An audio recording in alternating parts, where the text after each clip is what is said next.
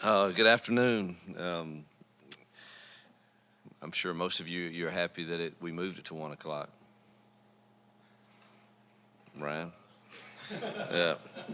Well, congratulations to soccer starting out 3-0, and Coach Hopper's doing a great job there, and also good luck to all the other. I think there's quite a few other sports kicking off their season this week, and I wish them the best as they represent Auburn. Um, Congrats to Chris Williams, National Assistant Coach of the Year for golf, very deserving. And thoughts and prayers really um, are with the family of Caden Tallier over at Morgan Academy in Selma, and Coach Webb as they deal with the tragic loss of one of their teammates and a son, and just can't imagine the difficulty that they're going through. So our thoughts and prayers are with them. Excited it's game week. I let the staff off yesterday for our kind of last Sunday that we will have off for a while, and after the mock game Saturday, and I know that they enjoyed being with their families, and I got my last round of golf in for the foreseeable future, and probably need to suspend Brendan Frazier and Speaks for a quarter or something for the slow play that was in front of me. It was horrendous. They've got to learn how to play the game faster if you're going to play. And but it was a beautiful day yesterday, and we all got to enjoy our families, and now we're excited about game week for sure. It's always just full of anticipation, and I think most of you think that those of us who've done this a while know what to expect from our team, and that could be that's so far from the truth, at least for me. I don't. I think you really are 2-3 games in before you really like. All right, this is who we really are and what we can do, and so I still, as much as I've enjoyed preparing and coaching this team and being with this staff, I still think it's an accurate statement to say I still don't know exactly who we are just yet. I think we're better at a lot of spots for sure, but you've got to go prove it each and every Saturday, and so that's something that I'm anxious to see for sure. Alabama A&M, looking forward to hosting them in Jordan-Hare. It's our second straight year of sold-out tickets. I know it's Wear Orange night. I want to say that, and looking forward to having all of our great fans in that stadium, and to see how Jordan-Hare is going to kick off the 24 season and their support for our players. So excited about that. A&M's got some, there's several unknowns. Coach Maynor, I don't know personally, but he has a great reputation of being a really good football coach, and the quarterback battle is a little bit up in the air, I think. At least we can't find out exactly what the plan is there. They've got a returner and also a transfer that we're trying to study a little both. And we do know they got a really good running back in Seven. He's a heck of a running back. Love 84 at tight end. Offensive line's got several all-conference performers. Big group there, and the wide receivers are led by 6 and 3, and they're big, rangy guys. But definitely the quarterback, Smith, is the transfer from Miami of Ohio. He's a dual threat guy, and Brown is played at Georgia State and is got a big arm, a real big arm. So, I think they do want to run the football. I think we've got to stop the run and try to make them one-dimensional. But they've got some really talented kids on that side of the football. Defensively, the free safeties, all-conference performer, number 6, and Tate, I believe is his name, and And 7, the defensive end, is a twitchy pass rusher. One that we've got to pay attention to. Ellis, I believe, is his name also. Then they're loaded with a bunch of transfers on that side, and with a new defensive coordinator that's coming from South Carolina State, and another DC that's coming from Grambling State, and trying to figure out what that looks like is kind of a guessing game for sure for us. And is it what you saw at South Carolina State? Is it what you saw at Grambling? Is it a combination? The whole defensive staff is new with a lot of transfers, so I usually like to know in my mind, hey, on 3rd and 1, we really want to run it to this defensive lineman, or I don't know any of that really going into this game, and so there's several unknowns. I do know 2 of their transfers. They were at Liberty, and they're both really solid players. So, but they've got several on that side, again, with a total new defensive staff. So the game planning for us offensively it takes a little guesswork, and but you've got to be able to adjust and be ready to go with whatever we see and whatever they come up with as the plan. So excited again. Jordan Hare at home, 24 season to kick off, and I know our kids will be ready, and we're anxious for kickoff.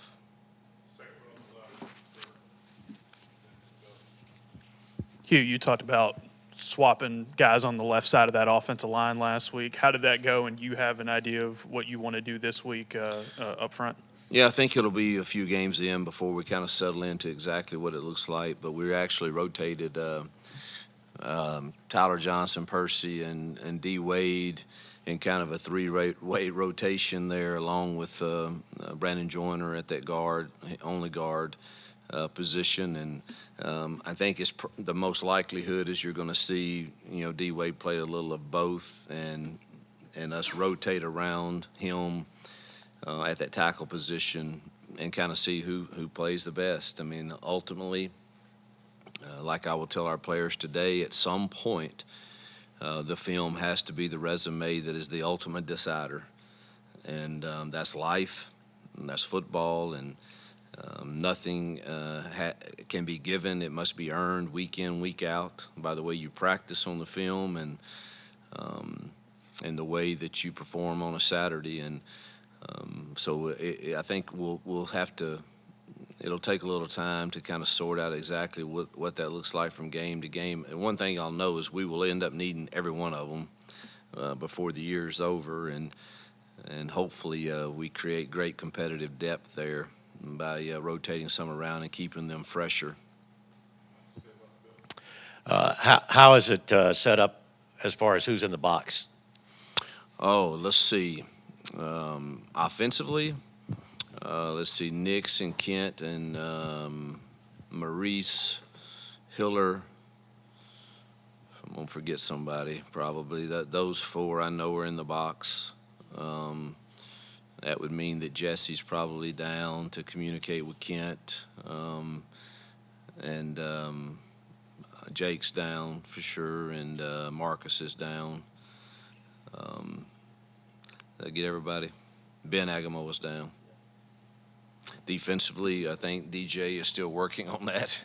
DJ will be down. I think he's just debating on who's best to keep down with him and to go up. Heard from Coach Nix last week. He expressed a lot of confidence in his running back room. How do you plan to use Jarquez and Damari and Jeremiah this year? Keep them fresh and get them touches.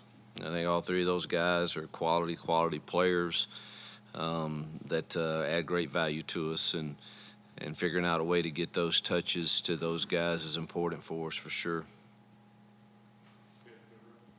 Hey, Coach. Keandre Lambert-Smith has been banged up a little bit in camp, but what has he meant for you guys both, when he gets healthy in the offense, and then we know when he wasn't practicing as much but just around? What has he meant for the rest of the guys in that room and for the offense as a whole? One of the most impressive things about Dre is his leadership, the way he's bringing along and helping teach and coach and mentor the Cams and Perrys and Malcolms and Bryces. I think he's just. I didn't know if that's the case when you get a transfer, but he has really been selfless in trying to help those guys. And glad to see him. He bounced back at the end of last week, and he looked ready to play. He had a great few practices at the end of the last week. Coach, it looks like, at your starting wide receiver spots, you're pretty solid on who's going to start there. But Perry and Malcolm, we saw a lot of them this fall. Can you talk about how you're going to work those guys in game one and try to get them ready? Yeah, it's pretty free rotation, at that spot I want them fresh. If someone runs a deep route and it's an incomplete or there's not an explosive play, I'd expect the next guy up. And so that we're ready to snap the ball and we're fresher. I don't like the idea of a guy running a streak route and it's a deep incompletion and he's running back to the line, and I've never been a fan of that at all. And so I do think we're at a spot right now where again they're going to have to go out there and do it. In the mock game Saturday, it was freely rotating among those top 6 guys. And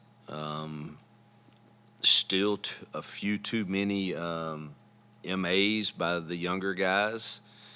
And we're going to talk straight about that today when I give them the truth. And, one of the hardest things I think today is, you've got to figure out as a coach how you speak hard truth to a player, especially a young one.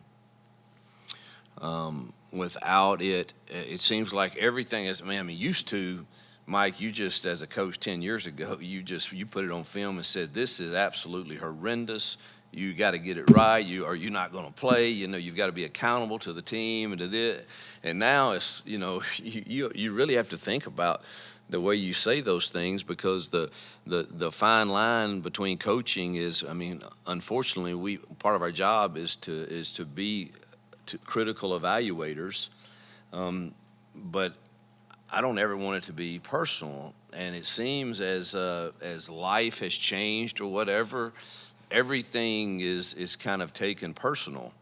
And so we as coaches have to do a great job with building relationships with our players where they know, man, the guy honestly cares about me. And when he says, this is absurd of what you're putting on film right now, it's not some type of indication that you as a human being are less than in any way. It's, man, you've got to be accountable to your team. And some of those younger guys, you expect them to make some mistakes. You do. But we're at a point in our journey here where we're dependent upon them. And, man, it's high time I get you may have a drop or you may mess up the top end of a route, but, man, when all other 10 get the signal exactly right and you're asleep at the wheel and it destroys the play, man, that stings, that hurts. And we had about 6 of those, and they were all from young kids. But if we're going to have this free rotation mindset, that's got to change. And so they're going to get challenged today with that. And but I expect you to see a good rotation there early in the games, especially. Obviously, if you get down to it, you got to have your who you think gives you the best opportunity to win the football game out there. But I'm anxious to see all of those guys jump in there and see how they perform when it's real. I know you mentioned Austin Keys maybe as a question mark for this first game. Do you have any update on him, and then any other sort of injury updates? Yeah, in our staff meeting this morning, the medical report, our medical team felt like he was a probable. So we'll see how he handles. He has another day today, which is just walk through today, but I'm going to need to see something out of him Tuesday and Wednesday for me to feel that way. But that's the way they felt about he and Keontae. You talked about the uncertainty with transfers. Obviously, adjustments are always important, but early in the season, does it make it even more of an onus to execute and kind of do what you do, especially when you're trying to play so many new faces?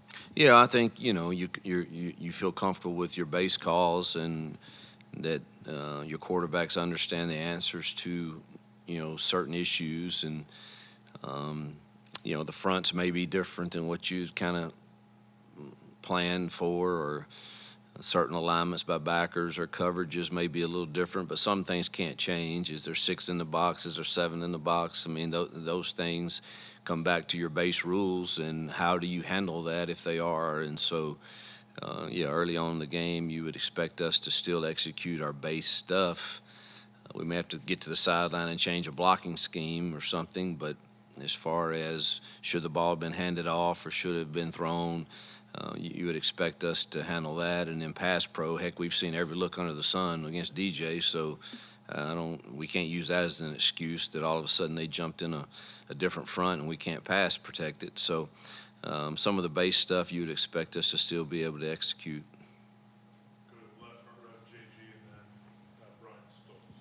Yeah, on the defensive depth chart, you've got 37 players listed as starters. I mean, essentially everybody. Everybody. Are you smoke screening, or are you just going to really rotate a whole lot? Honestly, it's not. Y'all know how I feel about depth charts from day one. I think they're ridiculous, and they're not accurate, and I'm not trying to hide something from you, but honestly, I don't even know who we have. I haven't looked at it, but who do we have at left tackle? Honestly, it's going to be either Percy or Tyler, or maybe D. Wade.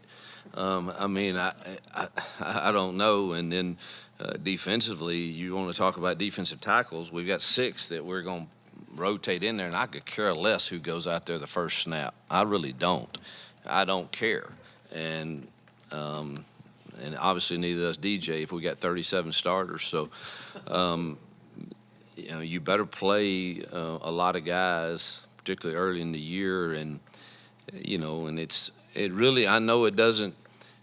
I'm laughing about it because I think, but to some people it matters. To some kid it matters. To some mama it matters, and so we'll list them all as starters, the ones that we think are have earned the right to roll out there and play. And I really do mean it.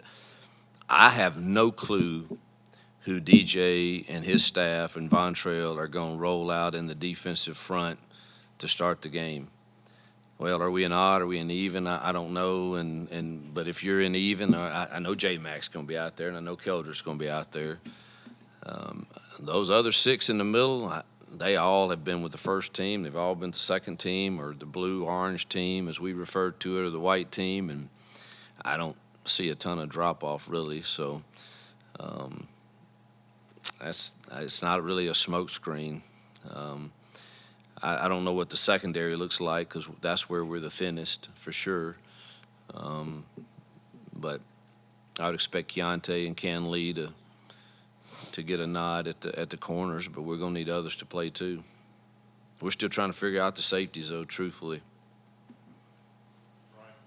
Thanks for the extra sleep. How confident are you in that Peyton can get the job done this year? And how confident are you going into the first game with him controlling the offense?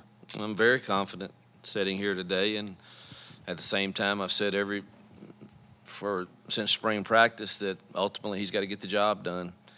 But I wouldn't be I wouldn't be going with him if I wasn't confident in him, and I've always believed in him and believe in him even more today than I did in January.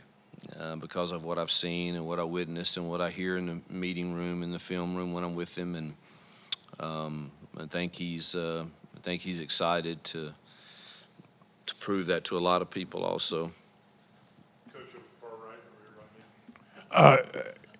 What have you seen from Hank since he was designated the number 2 quarterback? Have you seen a change in him, and how's he done?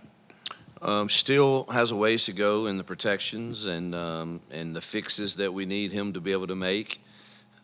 Throws the deep ball extremely well. Needs to be a little more accurate in some of the others. Holden still getting his share of reps and is doing quite well also. But Hank's biggest thing right now is slowing down when he has to slow down and make sure you get protected.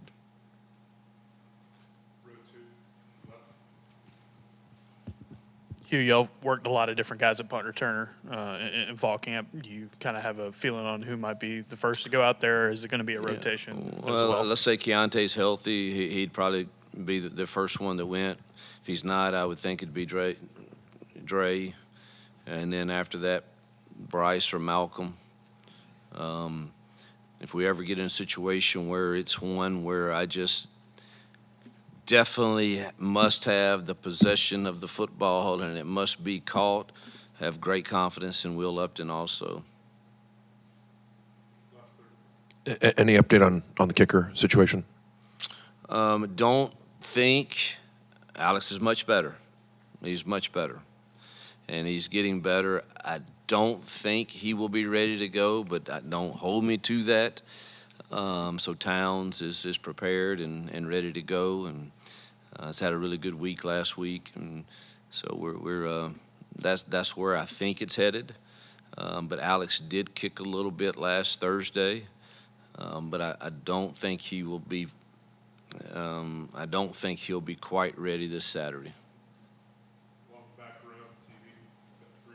Thank you. Hey, Coach, as you're getting ready to get year number 2 underway on Saturday, what is the statement you're wanting this team to make?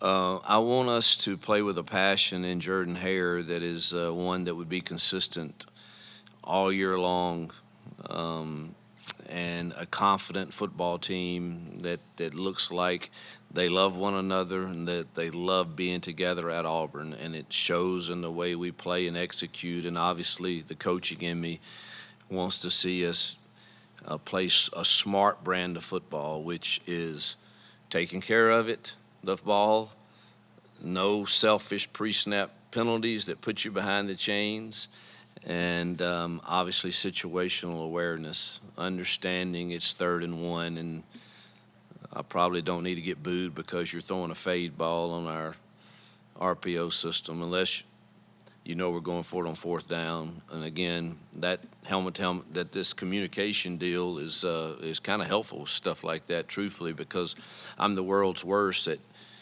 getting to 3rd and 1 and not calling off the RPOs because I expect Peyton or Hank or Holden to know the situation. Now I can feel a little better about those, but really want to see us passionate and execution to be clean without the sloppiness of penalties, taking care of the football on offense, going to get it on defense, and us being a really, really smart situational football team. Hey, Hugh, you mentioned obviously you have no shortage of talent at receiver now this season, but with Sam Jackson coming in with his speed, how do you and the offensive staff plan to utilize him in the RPO game and try to, again, utilize that speed the best you can? Yeah, we're blessed, to have him and, and Robert and Malcolm and Bryce all kind of in that slot position, and all of them have skill sets, and 3 of those 4 will be freely rotating in the game, and we'll sort it out as the season goes. But everybody's a little different, Sam's definitely got some tools that you can use him in some of the, speed sweep game, screen game, and in the pass game. So he's even played some quarterback before. Who knows? You might see him at Wildcat quarterback, and but glad we have him for sure. Coach, some of the words throughout this offseason have been comfortability, confidence going into this year. So far, as you're coming into this game week, what has validated those feelings for you and stands out about this team on the field? And as you open this press conference, not sure who you are just yet, what do you expect to see through this week and Saturday to start answering that question for you? Yeah, I don't. You don't know how they're going to perform when it gets real, but as far as the things that we've continuously talked about since January through SEC Media Days to now is the chemistry and the culture difference that I feel in year 2 with the entire building, and that's continued. I've had no second thoughts on that, even as we've gone through the grind of camp, and that 3rd week's always a tough week with school starting. There's no game, and yet still found reason to feel good about what I'm seeing from the leadership of our team. Look, most people inherently are selfish, all of us. And the great thing about football is nothing great happens by yourself. And I've been around enough teams to know, man, if they really can get it and understand it's a team first deal, and you take yourself off the platform, which is hard because everybody wants their stats and they have voices in their head telling them that, and you can win a game and somebody's upset because their mama or daddy or uncle told them, well, you didn't get your share and we just won a game. Man, we ought to be singing the fight song and rejoicing together that we did it together. And what I sense from this team right now is that, and the only way that ever happens is for it to be empowered by the players to lead that way. I can stand up and say it till I'm blue in the face, but if it becomes uncomfortable for you to be opposed to that culture and that chemistry, if it becomes unpopular in the locker room, then you're on to something. And that's the reason that I am hopeful.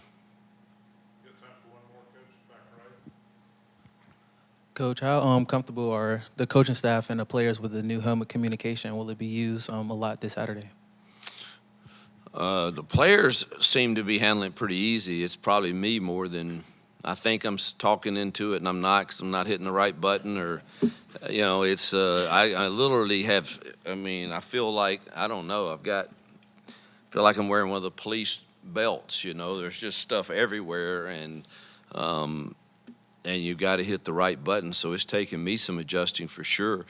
The players is pretty easy. I will say unfortunately we had a little issue with ours in the stadium Saturday, and I sure hope that's not going to be the case. Saturday night. I mean, they quickly got it fixed, but it was 2 plays. But I hope that that's not the case, and a reoccurring problem that you might have, and they really couldn't tell me what was wrong with it. So, but it's taking some getting used to from the coach's standpoint. I think DJ handles it better than I do because he just uses a walkie-talkie. But my hands are so full that I don't. I'm trying to use all the buttons, and maybe that's a mistake. I don't know, but it is. I do think there's some benefits to it for sure. All right, Coach. Appreciate you. Yep. Thank you, guys.